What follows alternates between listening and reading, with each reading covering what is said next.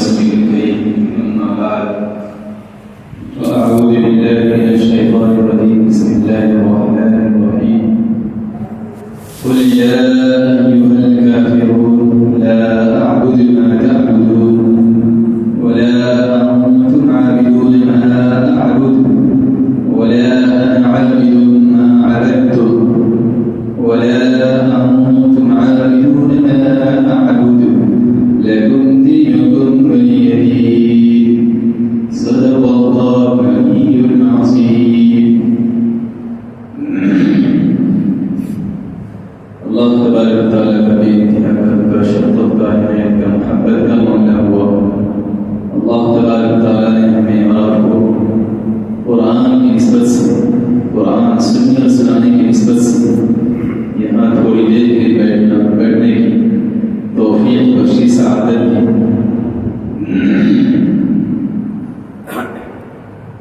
اصل ثابت جیسے آپ کئی ہفتے سے سنتے آ رہے ہیں. پچھلے ہفتے میں سورہ کوثر کی تفسیر ہوئی. اس ہفتے میں آپ کے سامنے سورہ کافرون کی تفسیر کی جائے گی. اس سورت کا نام سورۃ الکافرون ہے. یہ سورت اور ایسے ہی سورہ اخلاص یہ دونوں ایسی مقدم شان سورت ہے کہ اللہ تبارک و تعالیٰ کو بہت پسندیدہ ہے. اللہ کے نبی صلی اللہ علیہ وسلم کو بہت پسندیدہ ہے. اس کی فضیلت بھی بہت بیان فرمائی گئی. اور اللہ کے نبی صلی اللہ علیہ وسلم فجر کی سنتوں میں مغرب کی نماز کی سنتوں میں آپ صلی اللہ علیہ وسلم ان دو سورتوں کو عام طور پر پڑھا کرتے تھے. سورہ کافرون یعنی قل یا ایھا الکافرون، سورہ اخلاص یعنی قل ھو اللہ احد. فجر کی سنتوں میں اور مغرب کی سنتوں میں مغرب کی فرض نماز کے بعد دو رکعت سنتے ہیں. حضرت عائشہ صدیقہ رضی اللہ عنہا کی روایت ہے کہ اللہ کے نبی صلی اللہ علیہ وسلم ان دو وقت کی سنت میں آپ یہ دو صورتیں عام طور پر پڑھا کرتے تھے. بلکہ صحابہ کرام نے بھی فرمایا ہے کہ اللہ کے نبی صلی اللہ علیہ وسلم سے ہم نے سنا ہے کہ آپ صلی اللہ علیہ وسلم فجر کی سنتوں میں اور سورہ مغرب کے بعد جو دو رکعت سنتیں ہیں ان سنتوں میں بھی آپ صلی اللہ علیہ وسلم ان صورتوں کو کثرت سے پڑھا کرتے تھے. آپ صلی اللہ علیہ وسلم سے ایک صحابی نے پوچھا میں اللہ کے رسول صلی اللہ علیہ وسلم میں جب سونے جاؤں تو سونے سے پہلے کیا پڑھوں؟ یہ کچھ ایسا عمل بتا دیجیے یا کوئی ایسی چیز بتا دیجیے پڑھنے کی جو میں سونے سے پہلے پڑھ لیا کروں. تو اللہ کے نبی صلی اللہ علیہ وسلم نے یہی صورت کو فرمایا حکم دیا کہ آپ سورہ کافرون کی تلاوت کر کے سوئیے. کیوں؟ اس لیے کہ سورہ کافرون میں شرک سے برات کا اظہار کیا گیا ہے. اس سورت میں شرک سے کلی طور پر بیزاری کا اظہار کیا گیا ہے. تو جب سے وہ صحابی فرماتے ہیں جب سے اس پر عمل شروع کر دیا. حضرت جبیر رضی اللہ تعالیٰ عنہ صحابی ہیں وہ فرماتے ہیں کہ میں جب بھی سفر میں جاتا تھا تو فرسودہ حال لگا تھا اور زیادہ یعنی سفر کے جو سامان ہوتے ہیں کھانے پینے کے وہ کم ہو جاتا تھا میرے پاس. اور اللہ کے نبی صلی اللہ علیہ وسلم سے میں نے سفر سے جب سنا اور اللہ کے نبی صلی اللہ علیہ وسلم کے سامنے میں عرض کیا حالانکہ میں مادہ ہونے کے باوجود بھی میں سفر کی حالت میں فرسودہ حال میں جاتا تھا اور میرے زیادہ دوشہ کم ہو جاتا تھا. اللہ کے نبی صلی اللہ علیہ وسلم کے سامنے میں نے واقعہ سنایا تو اللہ کے نبی صلی اللہ علیہ وسلم نے عرض کیا اور فرمایا کہ دیکھو جبیر ایسا کرنا جب بھی سفر میں جاؤ تو سفر میں تو سورہ کافرون، سورہ نصر، سورہ اخلاص قل ھو اللہ احد، قل اعوذ برب الفلق، قل اعوذ برب الناس، اس 5 سورتوں کی تلاوت کر لیا کرو.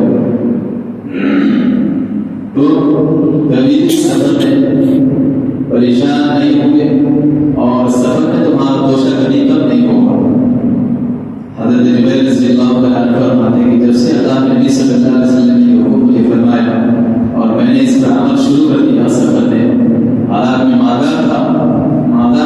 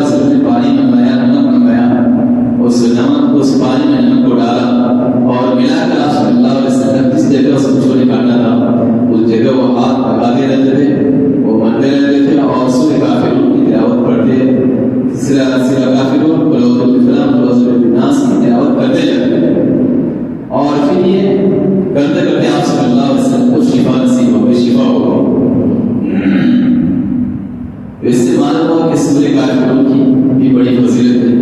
معوذتین اور رسول کافر اگر کوئی تلاوت کر لے، کوئی جانور اگر دست کاٹ لے تو وہاں اس طریقے سے عمل کرنے سے فائدہ ہوتا ہے.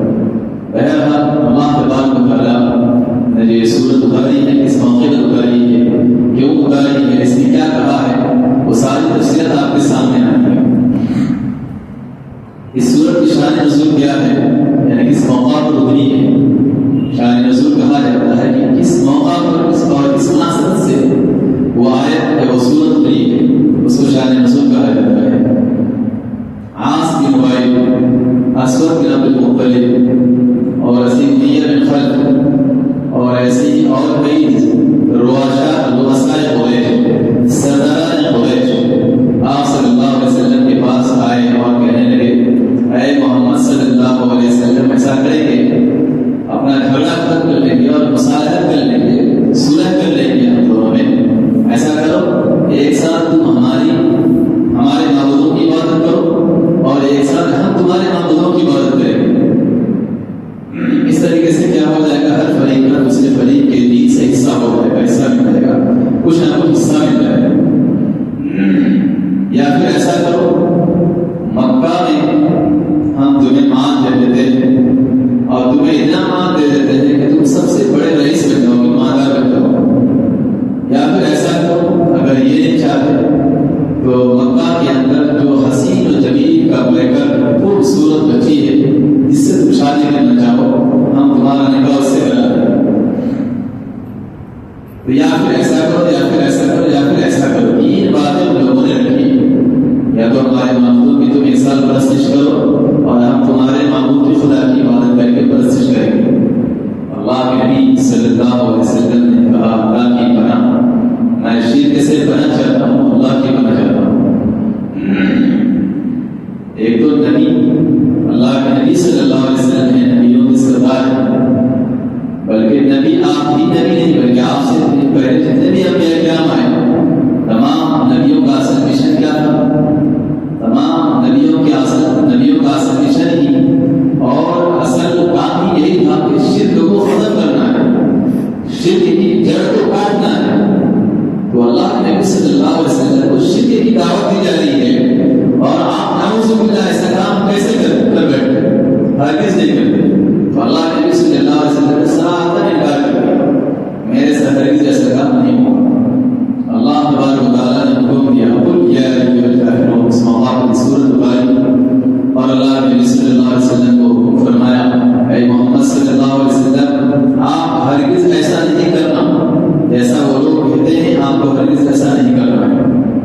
قل یا ایھا الکافرون، اے محمد صلی اللہ علیہ وسلم آپ فرما دیجیے اے کافرون، قل یا ایھا الکافرون، اے کافرون لا اعبد ما تعبدون، میں عبادت نہیں کروں گا اس چیز کی جس کی تم عبادت کرتے ہو، ولا انتم عابدون ما اعبد، اور نہ تم عبادت کرتے ہو اس چیز کی جس کی میں عبادت کرتا ہوں.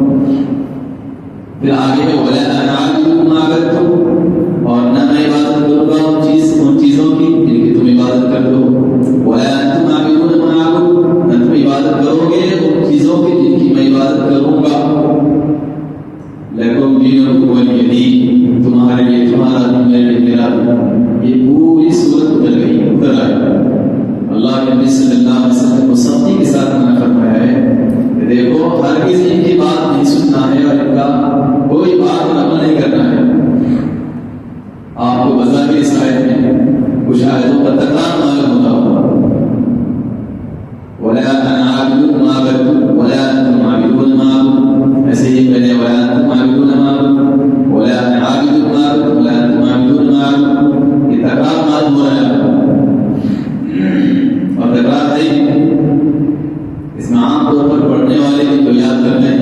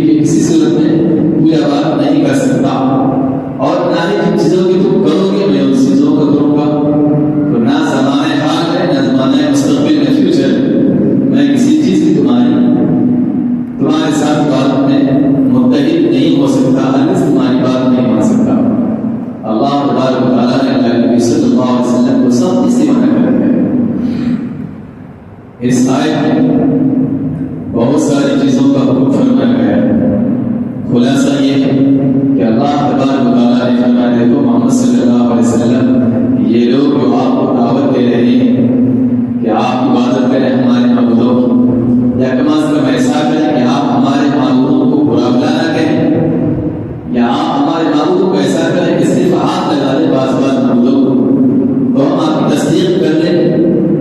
کفار مکہ نے یہ بھی کہا تھا، مسائل سردار نے کہا، رؤساء قریش سرداران قریش محمد صلی اللہ علیہ وسلم کم از کم ایسا کر لیجیے کہ ہمارے پاس معبودوں کو صرف ہاتھ لگا دیجیے تو ہم آپ کو مان لیں گے کہ آپ واقعی اللہ کے نبی ہیں، یا کم از کم اتنا تو کیجیے کہ ہمارے معبودوں کو آپ برا بلا نہ کریے۔ اللہ کے نبی صلی اللہ علیہ وسلم کو حکم دیا گیا، یہ اللہ کے نبی صلی اللہ علیہ وسلم کو سایہ کر گیا، اللہ کے نبی صلی اللہ علیہ وسلم کو منع کر دیا نہیں، ایسا ہرگز نہیں ہوگا۔ اللہ کے نبی صلی اللہ علیہ وسلم سے وہ بھی شرک والا ہرگز ایسا نہیں ہو سکتا ہے۔ اس کے بعد کیا فرمایا، لکم دینکم ولی دین، تمہارے لیے تمہارا دین، میرے لیے میرا دین۔ یہاں دین کا مطلب دو معنی ہے۔ دین کا ایک معنی ہے مذہب، دین کا ایک معنی ہے طریقہ۔ مطلب یہ ہے کہ میرے لیے میرا مذہب ہے، میرا دین، تمہارے لیے تمہارا مذہب ہے، تمہارا دین۔ دوسرا معنی کے پاس سے میرے لیے میرا طریقہ ہے، تمہارے لیے تمہارا طریقہ ہے، لہذا میں جو عمل کروں گا میرے عمل کا انجام مجھے بھگتنا پڑے گا، اس کا بدلہ مجھے ملے گا۔ تم جو عمل کرو گے تمہارے عمل کا انجام تم کو ملے گا، تمہیں اس کی انجام اس کی سزا بھگتنی ہوگی، اس کا انجام تمہیں بھگتنا ہوگا۔ یہ تو پوری آیت کا ترجمہ ہو گیا۔ اللہ تبارک و تعالیٰ اللہ کے نبی صلی اللہ علیہ وسلم کو کیوں حکم دیا ہے کہ ان لوگوں سے قطع تعلق کرنا ہے، اور ان لوگوں کی بات نہیں ماننی ہے، اور ان لوگوں سے رشتہ ناطہ نہیں رکھنا ہے، دوستی نہیں کرنا ہے۔ چنانچہ دوسری جگہ اللہ کے نبی صلی اللہ علیہ وسلم کو نہیں بلکہ تمام مومنین کو حکم دیا گیا ہے، یا ایھا الذین آمنوا لا تتخذوا الکافرین اولیاء من دون المؤمنین۔ سورہ نساء کی آیت ہے، یا ایمان والو، ایمان والے کو چھوڑ کر کسی کافروں سے دوستی مت کرو، مت رکھو۔ لا تتخذوا الکافرین اولیاء من دون المؤمنین۔ سورہ مائدہ کی آیت ہے، اس میں بھی یہی اسی طرح حکم دیا گیا ہے، یا ایھا الذین آمنوا لا تتخذوا اليہود والنصارى اولیاء بعضهم اولیاء بعض ومن يتولهم منكم فإنه منهم إن الله لا يهدي القوم الظالمين۔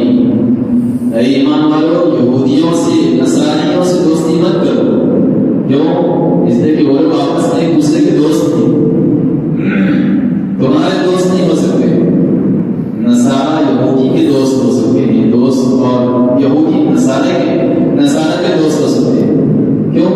اس لیے کہ الکفر ملۃ واحدہ، دین اسلام کے خلاف جتنے بھی مذاہب ہیں سب کفر والے مذہب ہیں، اور کفر کیا ہے؟ تمام کے تمام ایک ہی پلیٹ فارم پر آتے ہیں۔ کفر ملۃ واحدہ، سب کا پلیٹ فارم ایک ہے، سب دشمنان اسلام ہیں، سب اسلام کے خلاف ہیں، سب اسلام کے دشمن ہیں، سب اسلام کے مخالف ہیں، یہ کبھی بھی تمہارے دوست نہیں بن سکتے۔ لہذا دین اسلام اور دین غیر دین میں بہت امتیاز ہے۔ دین اسلام میں اللہ تبارک و تعالیٰ نے یہ حکم دیا کہ دین اسلام کو کسی دیگر مذاہب سے ملایا نہیں جا سکتا، دین اسلام کو کسی اور دین سے ملایا نہیں جا سکتا، اس لیے کہ اللہ تبارک و تعالیٰ نے ایمان والوں کو حکم دیا ہے ایک اللہ کو ماننے کا، ایک اللہ کی عبادت کرنے کا، اور ایک اللہ کے سامنے سجدہ کرنے کا۔ اس کے برخلاف کفر کا جو مذہب ہے اس میں کیا ہے؟ شرک کا حکم دیا گیا ہے کہ کسی کو بھی تم اپنا معبود بنا لو، کسی پر بھی ایمان کر لو، کسی پر تم یقین کر لو۔ اور کفار میں ایسا ہی ہے، کوئی بھی اچھی چیز معلوم ہے اس کو اپنا خدا بھگوان سمجھ لیتے ہیں۔ ایک پتھر اچھا معلوم ہو اس کو اٹھا لے، اس کو اپنا بھگوان مان لے۔ اس سے اور دوسرا اچھا پتھر مل گیا، اس کو اٹھا لیا، اس کو اپنا بھگوان مان لیا، پھینک دیا۔ ان کے بھگوان کے بدلتے رہتے ہیں، ایسے ہوتے ہیں، جس چیز کو اچھا سمجھتے ہیں اس کو بھگوان مان لیتے ہیں۔ تو اللہ تبارک و تعالیٰ فرماتے ہیں اللہ کے نبی صلی اللہ علیہ وسلم کو کہ دین اسلام کو دیگر دین میں ملایا نہیں جا سکتا، اور نہ ہی دین اسلام کو چھوڑ کر اور کوئی قابل قبول ہے، قابل اعتبار ہے. لہذا دین اسلام کے اندر رہ کر ایک اللہ کا اقرار کرو، ایک اللہ کو ماننے والے بنو، اور ایک اللہ کو ایمان لانے والے بنو، اور ایک اللہ ہی کی عبادت کرو، کسی اور کی عبادت نہ کرو. اگر غیر اللہ کی اس کے خلاف کفر اور شرک ہے، غیر اللہ کی عبادت کی جاتی ہے، غیر اللہ کی عبادت کی دعوت دی جاتی ہے، اور ایمان اسلام میں غیر اللہ کی عبادت سے روکا جاتا ہے. صرف ایک اللہ کی عبادت کا حکم دیا جاتا ہے، صرف ایک اللہ کا بھروسہ، ایک اللہ پر ایمان رکھنے کا حکم دیا جاتا ہے. ایمان والوں کو غیر ایمان والوں سے دوستی رکھنے سے کیوں منع کیا گیا ہے؟ ایمان والوں کو غیر ایمان والوں کے ساتھ دوستی رکھنے سے منع اس لیے کیا گیا ہے جب ایک ایمان والا غیر ایمان سے دوستی رکھے گا تو اس سے متاثر ہو جائے، جب اس سے بہت زیادہ قربت ہوگی اور بے تکلف ہو جائے گا تو آنا جانا ہوگا تو اس سے متاثر ہو جائے گا. متاثر ہونے میں کیا ہوگا؟ اس کے جو رسوم و رواج ہے اس کی نقل کرنا شروع کر دے گا، اس کو اپنانا شروع کر دے گا، اس کے وضع خطا اپنانا شروع کر دے گا. ان کے جو رسومات ہیں، ان کے جو شادی بیاہ کی تقریبات ہیں، دیگر اور تقریبات ہیں، ان ساری چیزوں میں پیروی کرنا شروع کر دے گا. اور آج ایسا ہی ہو رہا ہے. ہم اپنا مذہب کا نقل نہ کر کے، اپنے مذہب کو اختیار نہ کر کے، اپنے رسومات کو نہ چل کے غیر مذہب کے رسومات کو اپنا رہے ہیں. غیر مذہب کے جو تقریبات ہیں ان میں جو کچھ کیا جاتا ہے وہ سب کچھ آج ہم کر رہے ہیں. ہمارے اندر جتنے بھی کفاروں سے دوستی کر سکتے ہیں مگر شرعی حدود میں رکھ کر، کفاروں سے کاروبار کر سکتے ہیں مگر شرعی حدود میں رکھ کر، کفاروں سے تجارت کر سکتے ہیں مگر شرعی حدود میں رکھ کر. کفاروں کے لیے کیا ہے؟ وہ ہر کاروبار ان کے لیے حلال ہے، ان کے یہاں حرام حلال کوئی بھی نہیں ہے، چاہے وہ سود ہو چاہے وہ رشوت ہو، سب حلال ہے. تو ایسے معاملات ان کے ساتھ میں نہیں رہنا ہے. غیر ضروری رسموں کے یہاں ہے، رسومات بجا ہیں، ان رسومات سے بچنے کے لیے ہمیں کیا کرنا ہے کہ ان سے دوستی نہیں رکھنا ہے. ان سے اگر دوستی رکھیں گے تو ہم ہماری غربت ہو جائے گی، اور غربت ہونے سے کیا ہوگا کہ ہم اس سے متاثر ہو جائیں گے. ایسا نہیں کہ ہم اپنا دین ان کو متاثر کریں، ایسا بہت کم ہوتا ہے. ہم لوگوں سے متاثر بہت کم ہوتے ہیں، بلکہ ہم الٹا ان سے متاثر ہو جاتے ہیں. ہاں ایسا ہے کہ ہم سے متاثر ہو جاتے ہیں، بہت اچھی بات ہے. آپ سے دیکھ کر، آپ کے اخلاق کو دیکھ کر، جہاں ان سے دوستی رکھنے سے منع کیا گیا ہے، جہاں ان سے قطع تعلق کرنے کا حکم دیا گیا ہے، وہی اس بات کا بھی حکم دیا گیا ہے کہ ان کے ساتھ اچھا برتاؤ کرو، ان کے ساتھ حسن سلوک کا معاملہ کرو، ان کے ساتھ اچھی طریقے سے پیش آؤ. ایسا نہیں کہ ان کے ساتھ حسن سلوک نہیں کرنا ہے، ان کے ساتھ اچھا برتاؤ نہیں کرنا، ایسا نہیں ہے. دین اسلام اس بات کا بھی حکم دیا گیا ہے. خود اللہ نبی صلی اللہ علیہ وسلم نے غیروں کے ساتھ کیسے اچھا سلوک کیا ہے، غیروں کے ساتھ کیسا اچھا برتاؤ کیا ہے. ام جمیل کا واقعہ ہم بار سنا ہے. ام جمیل ایک عورت تھی، ہندو تھی، غیر مذہب کی تھی. آپ صلی اللہ علیہ وسلم جب بھی اس راستے سے گزرتے تھے اپنے گھر کے پاس سے، گلی سے، تو وہ کیا کرتی تھی؟ اڑا کر کے پیسے جمع کر کے رکھ لیتی تھی. جب بھی آپ صلی اللہ علیہ وسلم گھر سے گزرتے اس کا کام ڈیلی یہ ہوتا تھا کہ وہ کوڑا کر کے دوسری جگہ نہ پھینک کر آپ صلی اللہ علیہ وسلم کے سر پر ڈال دیتی تھی. آپ صلی اللہ علیہ وسلم ایسے ہی گزر جاتے تھے. ایک مرتبہ ایسا ہوا کہ بیمار پڑ گئی، اس کا بیٹا نہیں تھا، خالی بیٹی تھی، بیمار پڑ گئی. آپ صلی اللہ علیہ وسلم اس گلی سے گزر رہے ہیں، کوڑا کر نہیں ڈال رہی. کئی دن ایسے گزر گئے. اللہ کے نبی صلی اللہ علیہ وسلم کو فکر ہوئی آخر کیا بات ہے، میں اس راستے سے گزرتا تھا تو میرے اوپر کوڑا کر ڈالا جاتا تھا. اب جب میں کہیں سے گزر رہا ہوں تو ایک معاملہ نہیں دیکھ رہا ہوں، کیا وجہ ہے؟ اطلاع کرنے بھیجے، معلوم کرنے بھیجے کہ معلوم ہوا کہ وہ عورت جو آپ کو کوڑا کر ڈالتی تھی وہ بیمار پڑ گئی. آپ صلی اللہ علیہ وسلم نے سوچا کیوں نہ اس کی عیادت کی جائے. چنانچہ آپ صلی اللہ علیہ وسلم حضرت ابوبکر صدیق کو لی، حضرت عمر فاروق کو لی. حضرت ابوبکر صدیق حضرت عمر فاروق رضی اللہ عنہ کو لے کر ان کے گھر تک دستک دینے کے لیے چلے گئے. جب دروازے پر دستک کیے اس وقت ان کی بیٹی اپنی امی کی دیماغداری کر رہی تھی، اور کوئی چونکہ آپ کے گھر میں آنے والا بھی نہیں تھا، محلے کا کوئی آدمی ایسا بھی نہیں تھا کہ ان کا دیکھ دیکھ کر ان کو پوچھنے کے لیے آتے، کوئی ایسا نہیں تھا. ان کو نہ ان کی کوئی اولاد تھا، نری نہ ایک بیٹی کی خالی وہی ایمانداری کرتی ہے، ایسے ایک باتیں کر دی کرتے بیٹھی تو دونوں ماں بیٹی بات کرتے اچانک دستک ہوئی دروازے، ماں نے کہا دیکھو بیٹی کون ہے، کوئی تو آئے ہو، جا کے دیکھو دروازہ کھول کر دیکھتی ہو کہ بیٹی یہ تو محمد صلی اللہ علیہ وسلم ہے، اور ذرا حیران ہوئی، پریشان ہو گئی، اور پھر اپنی امی سے جا کر کہتی ہے کہ امی جان آج تو ہماری خیر نہیں ہے، آج تو ہم لوگوں سے انتقام لینے کے لیے آ گیا ہے محمد صلی اللہ علیہ وسلم اپنے ساتھیوں کو لے کر، آج ہمارے سے بدلہ لینے کے لیے آ گیا ہے، ہم جو ان کے اوپر کوڑا کرکٹ ڈالتے تھے تو آج تو وہ بدلہ لینے کے لیے آ گیا، ہمارا کیا ہو؟ تو ان کی ماں کہتی ہے کہ بیٹی کوئی بات نہیں، اگر کوئی انتقام دینے کے لیے آیا ہے تو کوئی بات نہیں، آنے کو ہمارا کوئی نہیں ہے، ہم اس سے معافی مانگیں، دروازہ کھول کر اندر آنے کی اجازت ہو۔ چنانچہ دروازہ کھولتے ہی اندر گئے، آپ صلی اللہ علیہ وسلم دیکھا کہ وہ عورت جو ہے سر جھکائے بیٹھی ہوئی ہے، آپ صلی اللہ علیہ وسلم سے خبر خیریت پوچھی، کیسے ہیں آپ؟ سب خیر و خبر پوچھنے کے بعد کہا دیکھو میں تو تمہارے اوپر کوڑا کرکٹ ڈالتی تھی، اور خود اللہ کے نبی صلی اللہ علیہ وسلم نے پوچھا دیکھو میں اس وجہ سے آیا ہوں کہ مجھے معلوم ہوا کہ آپ بیمار پڑے ہوئے کئی دنوں سے میرے اوپر کوڑا کرکٹ نہیں ڈالا جا رہا تھا، میں نے معلوم کیا تو آپ بیمار ہیں، اس وجہ سے ہم آپ کی عیادت کے لیے آئے ہیں، بدلہ لینے کے لیے آئے ہیں، ہم آپ کو مارنے کے لیے نہیں آئے۔ تو وہ عورت فوراً کہتی ہے کہ جو ہستی اتنے بااخلاق ہو، جو ہستی اتنے اچھے ہو، اچھے اخلاق والے ہو، وہ ہستی بے ایمان نہیں ہو سکتے، وہ ہستی جھوٹ نہیں ہو سکتی ہے، لہٰذا محمد صلی اللہ علیہ وسلم آپ مجھے اسلام کے آغوش کو داخل کر دیجیے، داخل اسلام مجھے داخل کرا دیجیے، اپنے ہاتھ پر مجھے کلمہ پڑھوا دیجیے۔ چنانچہ اللہ کے نبی صلی اللہ علیہ وسلم نے دست مبارک اسلام لا دیا اور اسلام میں داخل ہو گئی۔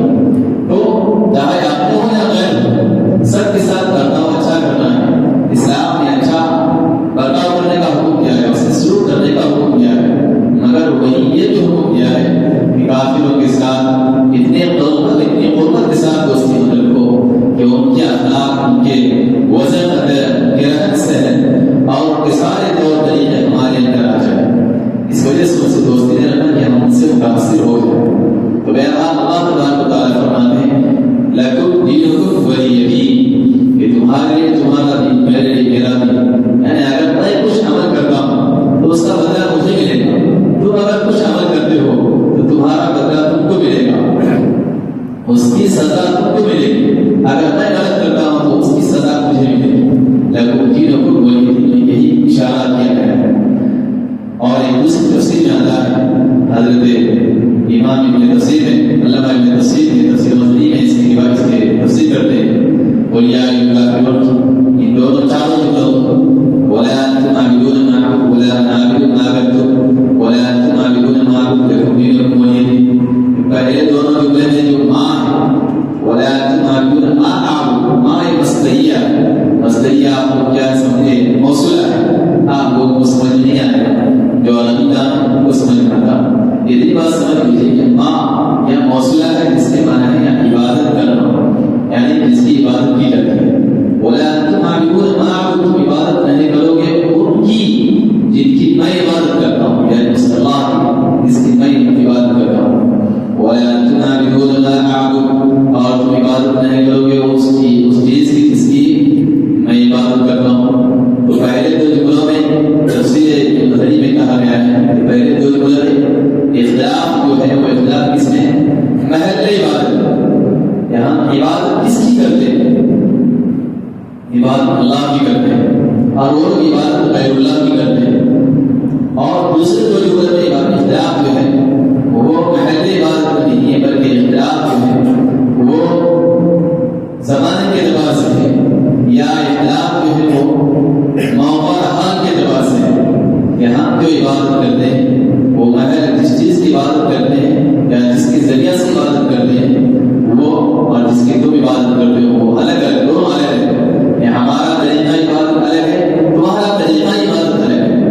بعد والے جو طریقہ عبادت کے بارے میں اختلاف ہے، اور پہلے والے دو جملے میں اللہ کی عبادت کے بارے میں اختلاف کیا ہے، عبادت کا محل کون ہے؟ عبادت کا محل اللہ ہے، دونوں جملے میں پہلے دو جملے میں، اور بعد والے دو جملے میں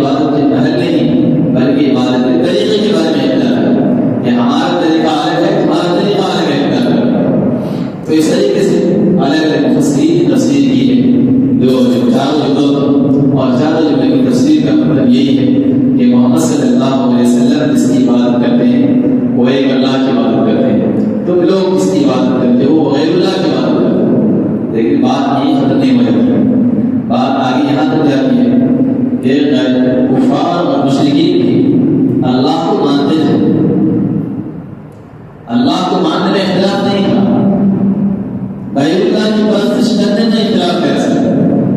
ہم اللہ کی عبادت کرتے ہیں اور ہم غیر اللہ کی عبادت نہیں کرتے. ہم اللہ کی عبادت کرتے ہیں، ہم اللہ کو اللہ بھی مانتے ہیں، اللہ کی عبادت نہیں کرتے، مگر وہ اللہ کو اللہ مانتے ہیں مگر پرستش غیر اللہ کی کرتے ہیں.